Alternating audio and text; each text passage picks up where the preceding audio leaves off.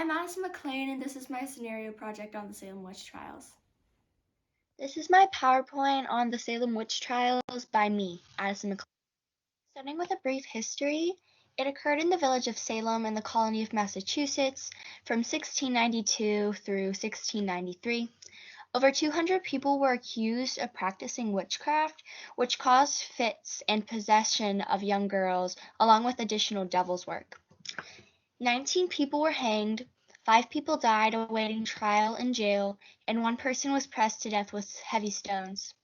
Spectral evidence and testimonies by the people who lived in Salem were supported as evidence through Puritan values and beliefs. Next PowerPoint slide is about who the accusations favored, and it was mostly women. Out of the 19 of the people killed, 14 were women. It was believed women were more prone to sin than men, hence the high number of women accused of witchcraft. Women without brothers or sons to share financial inheritance composed 89% of the women executed in Salem and also throughout colonial New England, from where the witch hunt expanded to, and it was mostly powerful enemy families of those leading the witch hunt. Women with many female friends were also suspected covens, and trivial feuds and healers were highly accused as well. Generally marginalized groups of women in these villages, older and younger women, slaves, poor and homeless women, childless mothers and unmarried women, those who rely on the community for support were also heavily accused, as they were distrusted by the community. The Hysterian evidence. Evidence used in court cases to prove a witch's crimes included spectral evidence, testimony, or confession. Spectral evidence was based upon visions and dreams of the actions of an accused person's spirit or specter. So it wasn't their physical being, but a vision somebody else had that they would then tell that would be used as evidence. Testimony from 2 or more people confirming the accused crimes was also taken as evidence. Confession of witchcraft would lead to exemption from further persecution, as the person's fate and salvation was believed to be in the hands of God from that point forward. Giving the names of fellow witches was also required for this salvation, so that the church could purge the community completely of this witchcraft. The accusations from confession spread like wildfire in order to escape the noose, which created a mass hysteria among the accused. Accusations from the afflicted also rose due to the community discovering more witches, and the two fed off each other, causing mass panic and hysteria. The afflicted. What plagued the afflicted girls in Salem Village to have these fits and rumored possession?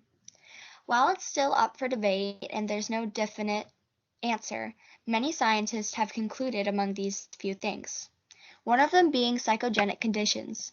Psychological conflict and distress converted into physical aches and pains induced by the hysteria, probably. That can cause twitching, speech slurring, shaking, facial tics, and trance states.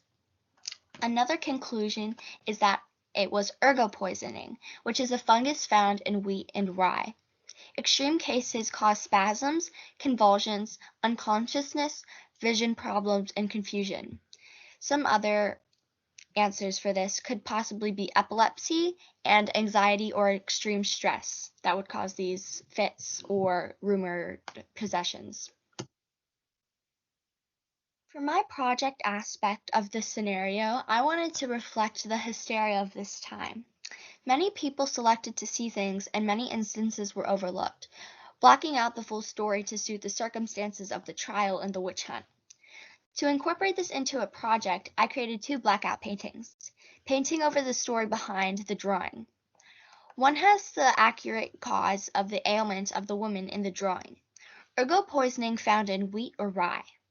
The other depicts the test used to prove a witch in trial, one being the Lord's Prayer test. The ability to recite the Lord's Prayer could prove one's innocence or guilt. This is the painting I did for the ergot, which poisoned the people and gave them these convulsions, which could be called like tremors now, or possession. is like the spectral evidence, which you see with the cat, which could be called a witch's familiar. And then another evidence that was actually used in trial against a witch is a snake. A woman had a vision of a woman holding a snake in her dream, so that was used also in trial. There are some rocks which represent the pressing to death to get information as well as death. And then there is the hanging tree with the short noose, which was used. And then there is the Lord's Prayer, which would be used to test as an ability to see if you could recite it, then you were free, but if you could not, then you were a witch. And I just in red did and forgive us our trespasses and evil, just to accentuate those words. These are my works cited.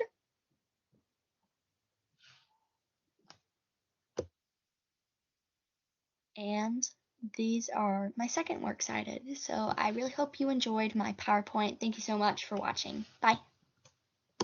Thank you so much for watching my scenario project. I really hope you enjoyed it, and thank you for watching the scenario showcase virtually.